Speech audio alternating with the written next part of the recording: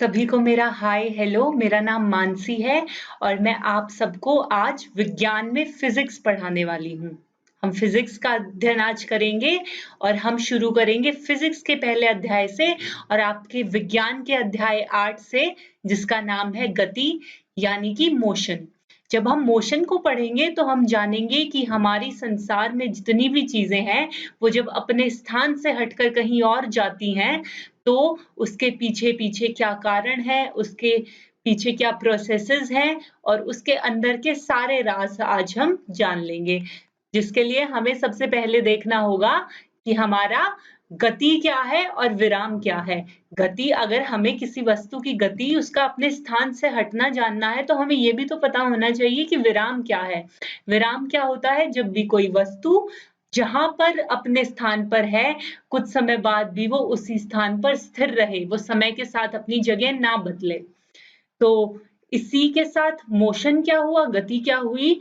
गति को हम ऐसे जानेंगे कि जब कोई भी वस्तु, कोई भी चीज़ समय के साथ अपनी स्थान को परिवर्तित करती रहती है। आपने देखा कि एक कार अभी 2 सेकंड पहले यहाँ है, तो 2 सेकंड बाद उसने अपने स्थान को बदल लिया। वो स्थान को बदलकर आगे पहुँच गई है। ये हमारी गति है और ये हमारा विराम है।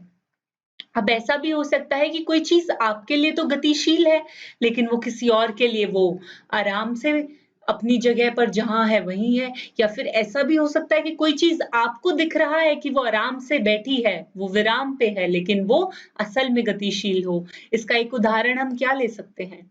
वैसे तो कहा जाता है कि चाँद जो है, चंद्रमा जो है, वो पृथ्वी के चारों ओर चक्कर काट रहा है। वो निरंतर चक्कर काट रहा है, 24 घंटे में वो एक चक्कर पूरा करता है। लेकिन आप उसको देखेंगे तो आप बोलेंगे नहीं, ऐसा तो नहीं है कि वो चक्कर काट रहा हो। लेकिन आपका देखने का जो उसे नज़रिया है वो अगर अलग है तो इसका मतलब ये नहीं है कि असल में चाँद गतिशील नहीं है।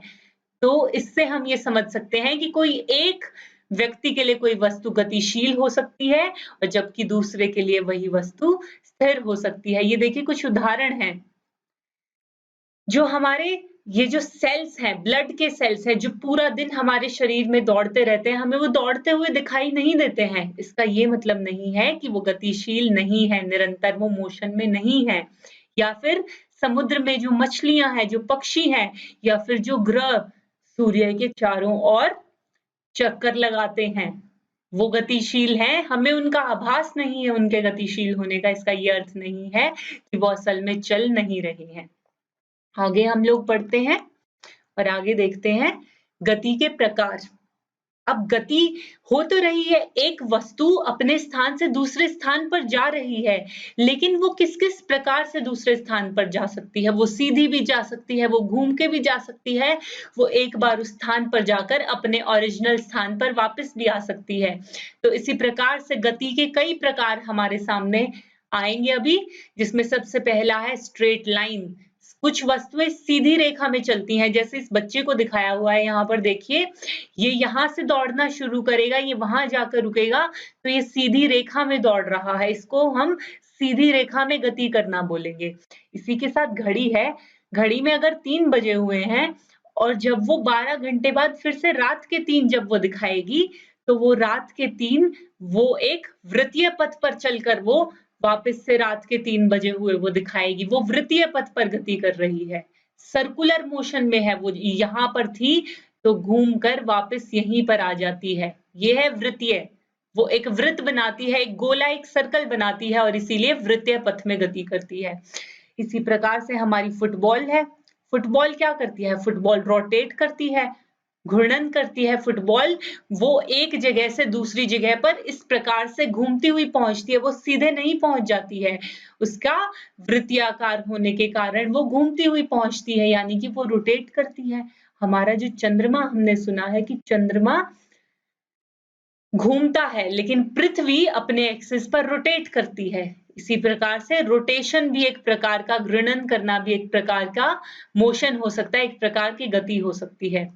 उसके बाद आता है सामयिक या कंपन। कंपन में क्या होता है? अगर एक वस्तु यहाँ पर है, तो वो थोड़ी देर इधर जाएगी, वापस अपने स्थान पर, फिर से इधर जाएगी, फिर से इसी स्थान पर, फिर से इधर जाएगी, फिर से इसी स्थान पर। तो वो इन 2 या 3 स्थानों के बीच निरंतर घूमती रहती है। एक समय के अंतर्गत, एक डेफिनिट टाइम के अंतर्गत वो इधर से उधर घूमती रहती है, जिसे हम कंपन भी बोलते हैं या सामयिक भी बोलते हैं। जो घड़ी का जो पेंडुलम होता है वो कंपन करता है।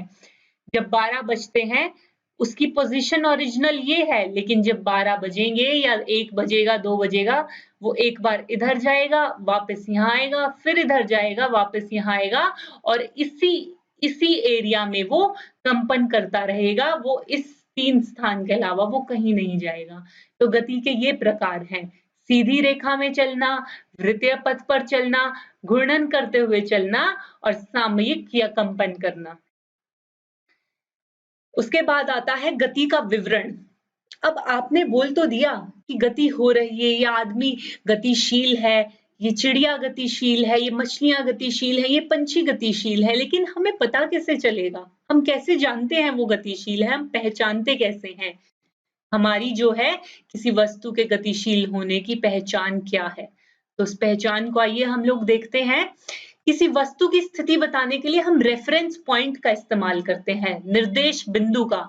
निर्देश बिंदु का एग्जाम्पल मैं आपको दूंगी कि मान लीजिए आप किसी भी समय पर यहाँ खड़े हैं और आप यहाँ पहुंच गए, तो हमें कैसे पता चला कि आपने गति की या नहीं? आपके गति करने का हमें ऐसा पता चला कि आप पहले यहाँ थे और आपने अपने स्थान को परिवर्तित कर लिया है। तो जो आपका पहले वाला स्थान है बच्चों, वो आपका निर्देश बिंदु है, रेफरेंस पॉइंट है। इसे हम ओरिजिन भी बोलते हैं, ओरिजिन यानी कि मूल बिंदु भी इसे कहा जाता है। इसे हम रेफरेंस पॉइंट बोलते हैं। इसको देखकर हमें पता चलेगा कि आप अपने स्थान से कहीं दूर उठकर गए हैं या नहीं। अगर आप स्थान से दूर उठकर गए हैं, तो मतलब अवश्य ही आपने गति की है, चाहे आपने वृत्तीय पथ पर की हो, चाहे आपने कैसे ही गति की हो, लेकिन इस ओरिजिन से, इस मूल बिंदु से हमें पता चलेगा कि कोई वस्तु, व्यक्ति गतिशील है। उसके बाद देखते हैं गति का विवरण। विवरण को ही हम कंटिन्यू करते हैं कि मान लीजिए कोई वस्तु सरल पथ पर चल रही है, सीधी रेखा में वो चल रही है। ये देखिए, ये एक सीधी रेखा है, आपके सामने स्क्रीन पर एक सीधी रेखा मौजूद है। ये है मूल बिंदु, ओरिजिन। मूल बिंदु के बारे में आपने अभी जाना है कि मूल बिंदु को देखकर हम ये पता चलाएंगे कि कोई भी वस्तु गतिशील है या नहीं है। ये मूल बिंदु से चली, मूल बिंदु से ये पहले गुजरी C से, फिर ये गुजरी B से और ये पहुंच गई कहाँ? ये A पर पहुंच गई। इसको आना तो था A तक, लेकिन इसने C और B को भी क्रॉस किया। इसके बाद ये क्या करती है? मान लीजिए एक व्यक्ति हम मान लेते हैं, यहाँ से वो व्यक्ति चला, वो यहाँ पे उसने 60 किलोमीटर उसने पथ कवर किया। A पॉइंट पर वो पहुंचा और A से वो वापस मुड़ गया। A से वापस मुड़ा तो वो B से गुजरते हुए वो C पर जाकर रुक गया। उसने गति की, पहले A पर गया, C और B से गुजरते हुए, अब A से वो घूम गया है और A से घूमते हुए वो B से होते हुए C पर आके रुक गया है। तो अब उसने कितनी दूरी तय की? अब दूरी उसने कितनी तय की? पहले O से गया A तक, उसने कितना दूरी तय की? उसने 60 किलोमीटर उसने चला और वहीं से 60 किलोमीटर चलने के बाद ये वापस घूम गया। ये कहाँ आ गया? ये C पे आ गया। ये कितना हुआ? 35 किलोमीटर वो फिर से चला, तो उसने टोटल 95 किलोमीटर दूरी उस व्यक्ति ने या किसी बच्चे ने तय की। तो वस्तु के द्वारा तय की गई कुल पथ की लंबाई को हम दूरी बोलते हैं। क्या बोलते हैं? क्या होती है? सरल भाषा में अब हम इसको समझेंगे कि दूरी असल में है क्या? अगर आप किसी जगह से चले, आपने जितना भी स्थान आपने कवर किया, चाहे मीटर में किया, चाहे किलोमीटर में किया, जितनी जगह पर गए, उसका जो परिमाण है वो आपकी दूरी होती है। उसके लिए आपको अंकीय मान की आवश्यकता पड़ेगी, न्यूमेरिकल वैल्यूज आपको पता होंगी।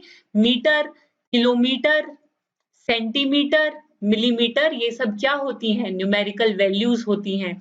अगर उसने किलोमीटर में ट्रैवल किया, उसने 100 मीटर मान लीजिए ट्रैवल किया, तो हम उसे मीटर में मानेंगे। अगर वहीं पे उसने 1000 मीटर उसने ट्रैवल किया, उसने 1000 मीटर दूरी तय की, तो इस 1000 मीटर को हम क्या समझ सकते हैं? 1000 मीटर को हम 1 किलोमीटर भी बोल सकते हैं। तो जो भी उस जगह पर, उस स्थान पर फिट बैठेगा, उस न्यूमेरिकल वैल्यू को हम लेंगे और परिमाण क्या है वो उसको हम लेंगे और इससे हमें हमारा डिस्टेंस पता चल जाएगा। तो इसमें हमने कितना डिस्टेंस, देखिए कितना डिस्टेंस हमने देखा, इसमें हमने 95 किलोमीटर डिस्टेंस देखा, यानी कि दूरी देखी उसने टोटल 95 किलोमीटर का सफर तय किया है। पहले ओ से ए तक आते हुए, फिर ए से लौटकर सी तक आते हुए। यदि यदि वो सी पर ना जाकर ओ पर आता वापस तो कितनी दूरी हो जाती? फिर 60 और फिर 60 और 60 120 किलोमीटर हो जाती। कितनी दूरी हो जाती? 120 किलोमीटर दूरी हो जाती। तो दूरी क्या है? मान लीजिए आप अपने घर से चलकर पार्क तक गए और पार्क से आते-आते आप रास्ते में रुक गए, आप घर तक नहीं पहुँचे। पार्क से आपका घर 10 मीटर दूर है और आप घर से 5 मीटर दूर रुक गए, तो आपने कुल दूरी सिर्फ 15 मीटर की तय की। घर से पार्क जाते हुए और पार्क से उस स्थान पर आते हुए जहां पर आप आकर रुक गए हैं। तो ऐसे हम तय की गई दूरी को मापते हैं। अब ये तो हो गई दूरी। इसके बाद आता है कॉन्सेप्ट विस्थापन का। विस्थापन जिसे हम अंग्रेजी में डिस्प्लेसमेंट भी बोलते हैं। डिस्प्लेसमेंट दूरी से थोड़ा अलग होता है। डिस्प्लेसमेंट क्या होता है?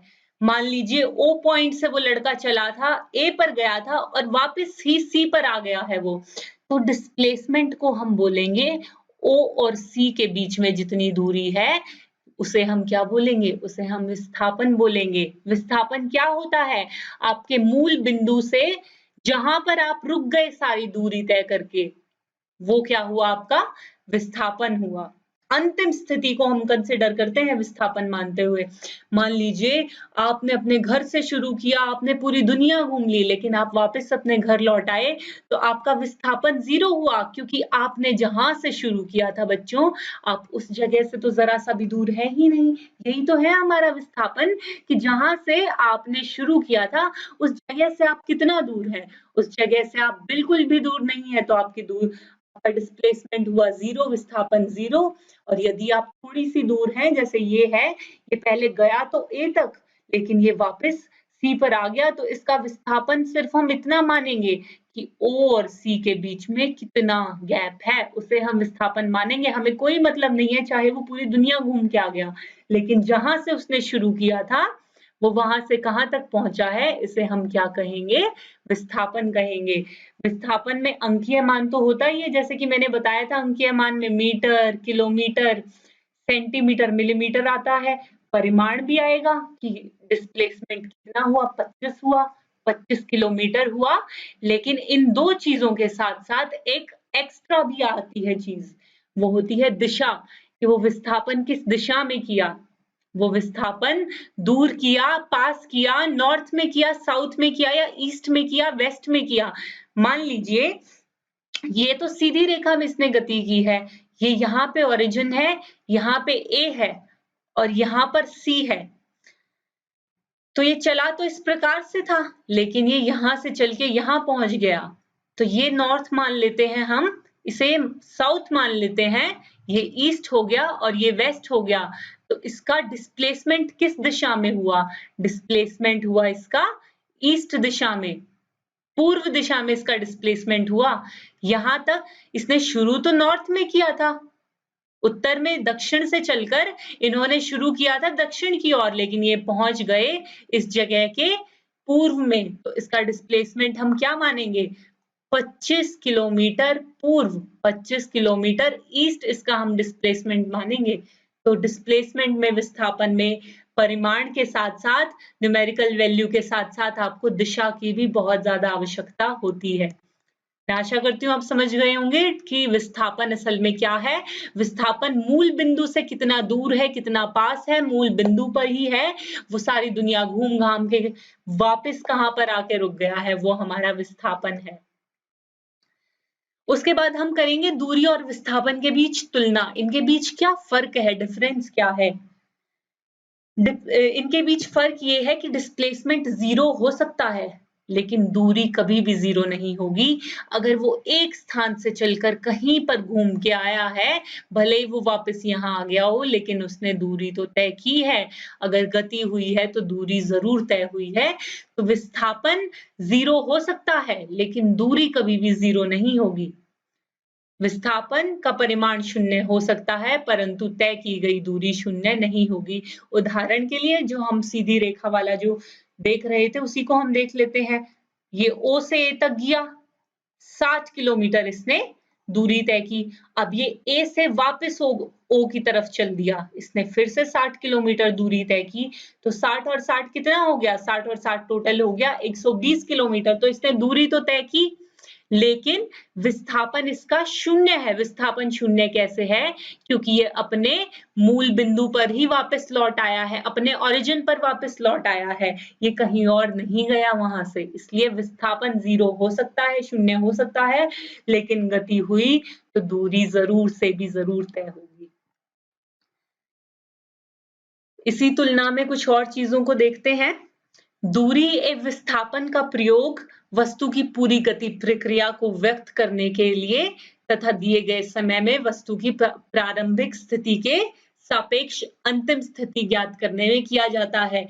कि जो हमारी दूरी है और विस्थापन है, इससे हमें पता असल में क्या-क्या चलता है। इससे हमें पता चलता है कि मान लीजिए 10 मिनट का आपके पास समय था, 10 मिनट में आपको 60 किलोमीटर चलना था। 10 मिनट में आपको 60 किलोमीटर चलना था, तो 10 मिनट में आपने वो 60 किलोमीटर तय कर लिया या नहीं? वो तय करके आप वापस आ गए या नहीं? वापस आए तो आप कितनी दूर आए? अपने मूल बिंदु से कितनी दूर हैं? इन सब चीजों का हमें पता चलता है दूरी एवं विस्थापन के प्रयोग से। ये आपकी पूरी गति प्रक्रिया को व्यक्त कर देता है। गति प्रक्रिया यानी कि मोशन को, कि आपने क्या-क्या किया? कहाँ गए? घर से कितनी दूर हैं? और कितनी देर में पहुंचेंगे? ये सब आपको दूरी और विस्थापन बता देते हैं। उसके बाद कुछ प्रश्न हैं। प्रश्न आप देखिए, पढ़िए, प्रश्नों को सॉल्व कीजिएगा जो मैंने आपको सिखाया है उसके आधार पर कि एक वस्तु के द्वारा कुछ दूरी तय की गई, क्या इसका विस्थापन शून्य हो सकता है? अगर हाँ, तो अपने उत्तर को उदाहरण के द्वारा समझाएं।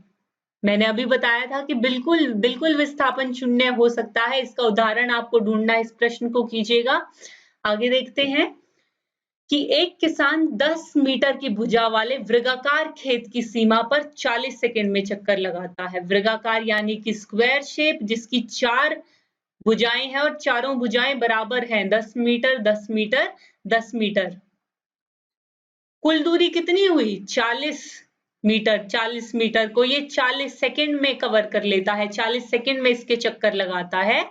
तो 2 मिनट 20 सेकंड के बाद किसान के विस्थापन का परिमाण क्या होगा?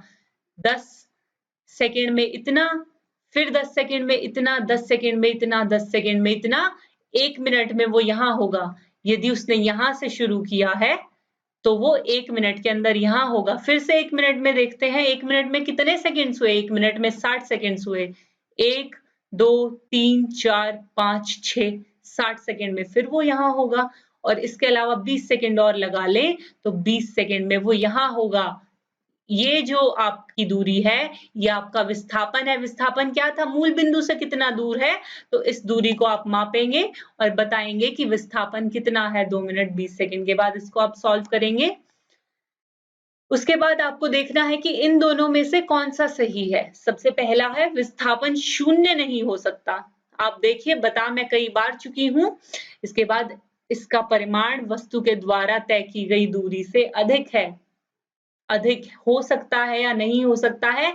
आप उस वृगाकार खेत का एग्जाम्पल भी ले सकते हैं या किसी और एग्जाम्पल को भी ले सकते हैं।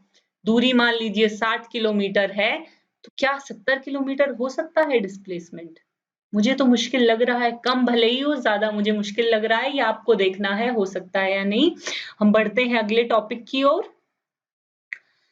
खरगोश और कछुए की दौड़ प्रतियोगिता। ये कहानी आपने सुनी है, मैंने सुनी है, सबने अपने बचपन में सुनी है। अब इस कहानी को हम थोड़ा सा डीपली देखते हैं, याद करते हैं। 50 मीटर दौड़ की कहानी है और हम दौड़ को शुरू करते हैं। ये आपके खरगोश जी हैं और ये आपके कछुआ जी हैं। इनको 50 मीटर की दूरी तय करते हुए इस स्थान पर इनको पहुंचना है। ये देखते हैं। प्रत्येक 5 मिनट में खरगोश और कछुआ द्वारा तय की गई दूरी को नोट करें और सारणीबद्ध करें। ये आपको करने की जरूरत नहीं है, मैंने आपको ये सारणीबद्ध करके दिया हुआ है। हम जानते हैं जीता तो कछुआ ही। ये देखिए, 5 मीटर, 10 मीटर, 15 मीटर, 5-5 मीटर के गैप में इनको हमने बाँट रखा है, लेकिन आखिर में जीत कछुए की होती है। जो हमने सारणीबद्ध तरीके से सीक्वेंस में इनको डिवाइड किया था, उसे हम देख लेते हैं। समय है 5 मिनट का। 5 मिनट में कछुए ने 5 ही मीटर की दूरी तय की और इन्होंने कितनी तय कर ली? 10 मीटर। फिर 10 मिनट में इन्होंने 10 मीटर, 15 मिनट में 15 मीटर, 20 मिनट में 20 मीटर, इसी प्रकार से 25 मिनट में 25 मीटर। लेकिन ये यहाँ तक तो चले और यहाँ आकर ये सो गए। इसके बाद इन्होंने कोई भी दूरी तय नहीं की और जो कछुआ है वो निरंतर चल रहा है, कछुआ निरंतर गति में है। आपने एक चीज जरूर देखी होगी कि कछुआ हर 5 मिनट में कितना चल रहा है? 5 मीटर। लेकिन हमारे जो खरगोश जी हैं उनका कोई हिसाब नहीं है, वो 35 मीटर चलकर सो गए हैं। लेकिन कछुआ बड़ा मेहनती है, हर 5 मिनट में 5 मीटर चलता ही जा रहा है। ये देखिए फिर से 30 मिनट में 30 मीटर, 35 मिनट में 35 मीटर, ये 5-5 मिनट में 5-5 मीटर चलता ही जा रहा है और ये अभी तक सोए ही हुए हैं। इनकी जब नींद खुली तब तक कछुआ रेस जीत चुका था। इसका हम देखते हैं कि इससे हमें पता क्या चला? इससे हमें एक समान और असमान गति के बारे में पता चला। एक समान और असमान गति क्या हुई? मैंने आपको क्या बताया था? हमारा कछुआ हर 5 मिनट में 5 मीटर चल रहा है। बिल्कुल उसने जितनी 50 मीटर की दूरी तय की, उसने अपनी सामान्य गति से निरंतर प्रयास करता हुआ वो चलता रहा। लेकिन खरगोश ने क्या किया? पहले जल्दी चला, फिर धीरे चला, फिर सो गया, फिर सोने के बाद उसने जल्दी चलने की कोशिश की, लेकिन अंत में रेस हार गया क्योंकि उसकी गति एक समान नहीं थी, असमान थी उसकी गति। हमारे खरगोश की गति एक समान नहीं थी, माफ कीजिएगा, खरगोश की गति एक समान नहीं थी और कछुए की गति एक समान थी। क्या अर्थ हुआ इसका?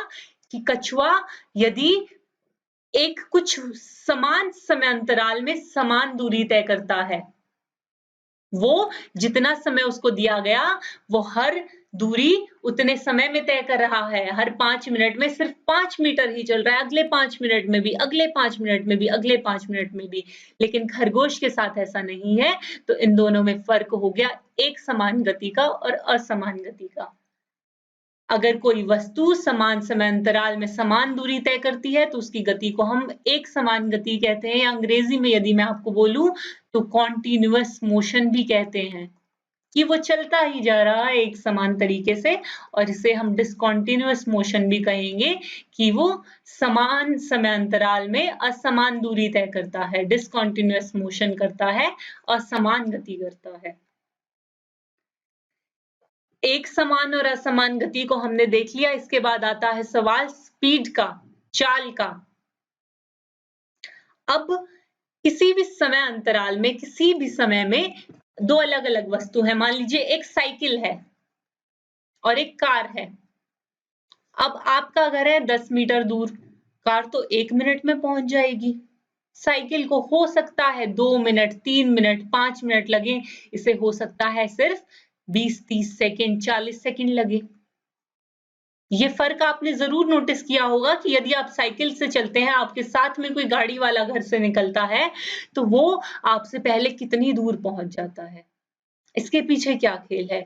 इसके पीछे हमारी स्पीड का खेल है, हमारी चाल का खेल है। इसमें क्या होता है कि निश्चित दूरी तय करने के लिए अलग-अलग वस्तुएं अलग-अलग समय लेंगी, कुछ तेज चलेंगी, कुछ धीमे चलेंगी। इसका अर्थ क्या है कि वो जिस दर से वो गति कर रही हैं, जिस दर से वो मोशन कर रही हैं, चल रही हैं, वो दर अलग-अलग है। हमारी वो दर ही तो हमारी चाल है, स्पीड है। गति वस्तु द्वारा इकाई समय में तय की गई दूरी का दर माप है। गति वस्तु द्वारा इकाई समय में तय की गई दूरी का दर का माप है। क्या? स्पीड है हमारी, कि वो एक वस्तु, एक मोशन में हो रही वस्तु, साइकिल मोशन में है, वो एक समान दूरी कितने समय में तय करेगी। मान लीजिए 1 मिनट का उसको समय दिया गया है, तो वो 1 मिनट में जितनी दूरी तय करेगी, यदि वो 1 मिनट में 10 मीटर तय करेगी, तो वो जो दर है वो क्या है? वो चाल है, वो स्पीड है। इसी प्रकार से यदि कार 2 किलोमीटर को यानी कि 2000 मीटर को 2 मिनट में करती है, तो वो उसका दर है, उसकी चाल है। चाल को हम मीटर पर सेकंड में भी माप सकते हैं। मीटर पर सेकंड में कैसे मापेंगे? हमारी दूरी 10 मीटर हो गई, हमारा समय 1 सेकंड हो गया, कितना भी हो सकता है, मीटर और सेकंड में लेंगे हम या फिर सेंटीमीटर और सेकंड में भी लेंगे। सेंटीमीटर और सेकंड में लेंगे, सेंटीमीटर में दूरी और सेकंड में समय। इसी प्रकार से किलोमीटर और आर में भी हम इसे ले सकते हैं। कैसे होगा वो? किलोमीटर को आर से हम भाग करेंगे, किलोमीटर को आर से क्या करेंगे? भाग करेंगे। इससे हमें क्या मिलेगा? इससे हमें हमारी चाल मिलेगी, स्पीड मिलेगी। वस्तु की गति को व्यक्त करने के लिए हमें केवल उसके परिमाण की आवश्यकता होती है, हमें दिशा की आवश्यकता बिल्कुल भी नहीं होती है। अगर देखिए, जो उसका जो मान है वो तो लगेगा, यूनिट लगेगी, न्यूमेरिकल वैल्यू लगेगी, यूनिट लगेगी, लेकिन हमें क्या नहीं चाहिए? हमें दिशा नहीं चाहिए। चाल में आप बिल्कुल भी कंफ्यूज ना हो। चाल क्या होती है कि वो कितने समय में कितनी दूरी तय करता है। समान भाषा में ये है, समान भाषा में इसका निचोड़ ये है कि साइकिल है, इंसान है, जो पक्षी है, आपका इंसेक्ट है, कीटाणु है, वो कितने समय में कितनी दूरी तय करता है। सरल सी भाषा में चाल का अर्थ ये है। वो चाल को हम मीटर पर सेकंड में माप सकते हैं, किलोमीटर पर आवर में माप सकते हैं, उसे हम कैसे भी माप सकते हैं। आया समझ आप लोगों को? आइए आगे बढ़ते हैं कि औसत चाल क्या है, एवरेज स्पीड क्या है। अब एवरेज स्पीड का हमें कैसे पता चलेगा? अब मान लीजिए एक कार है, वो पहले चल रही थी 50 किलोमीटर प्रति घंटा, फिर वो चली 40 किलोमीटर प्रति घंटा, फिर वो चलने लगी 30 किलोमीटर प्रति घंटा, फिर उसको रोड खाली मिल गया, वो चलने लगी 60 किलोमीटर प्रति घंटा। तो अब इसकी स्पीड जो है किसी भी गिवन पॉइंट पर समान नहीं है, लेकिन हमें पूरी दूरी की एक स्पीड निकालनी है कि उसने पूरी दूरी कितनी चाल पे, कितनी स्पीड पे तय की। वो हम कैसे निकालेंगे? उसे हम औसत चाल के तरीके से निकालेंगे। औसत चाल हम कैसे निकालते हैं? कुल तय की गई दूरी को हम किससे भाग करते हैं? कुल समय से। कि कितना, यदि उसने 60 किलोमीटर ट्रैवल किया, 60 को चलिए छोड़िए, यदि उसने 300 किलोमीटर ट्रैवल किया, 300 किलोमीटर को उसने यदि 2 घंटे में ट्रैवल किया, तो उसकी औसत चाल कितनी हुई? 150 किलोमीटर प्रति घंटा। ऐसा नहीं है कि ये औसत चाल हर समय पर 150 किलोमीटर प्रति घंटा की दर से वो चली, कम चल सकती है, ज्यादा चल सकती है 150 से, लेकिन उसका औसत क्या आया? औसत आया उसका 150 किलोमीटर प्रति घंटा। औसत चाल को हम निकालते हैं कुल तय की गई दूरी को भाग करके कुल तय की गए समय के साथ। औसत गति का एक उदाहरण है, यही उदाहरण मैंने आपको पीछे दिया था, उसकी बस जो यूनिट्स हैं या जो वो सब चेंज है, जो उसका जो परिमाण है। एक कार 2 घंटे में 100 किलोमीटर की दूरी तय करती है, इसकी औसत चाल 50 किलोमीटर प्रति घंटा है, लेकिन इसका ये समय नहीं है, ये अर्थ नहीं है इसका कि वो पूरे समय 50 किलोमीटर प्रति घंटा चली है। वो कुछ समय इससे अधिक, कुछ समय इससे कम चली होगी, लेकिन औसत क्या है उसका? उसने कुल दूरी कितने समय में तय की? उसने कुल दूरी 2 घंटे में तय की, इसलिए उसकी औसत चाल हो गई 50 किलोमीटर प्रति घंटा। ओडोमीटर और स्पीडोमीटर, सिंपल सी परिभाषा है कि ओडोमीटर कुल तय की गई दूरी को दिखाता है एक वाहन में, और स्पीडोमीटर क्या दिखाता है कि आपकी किसी भी समय पर चाल कितनी है, 100 किलोमीटर प्रति घंटा चल रहे हैं कि 120। इसमें ओडोमीटर और स्पीडोमीटर ये गाड़ी में होता है, ये वाहनों में होता है, और इसको हम अलग से भी इस्तेमाल कर सकते हैं, लेकिन वाहनों में ये ऐसे दिखाई देता है। उसके बाद कुछ सवाल हैं। मैंने क्या बताया था आपको? औसत दूरी हुई कुल, औसत चाल माफ कीजिएगा, औसत चाल हुई कुल दूरी को जब हम समय से भाग करेंगे।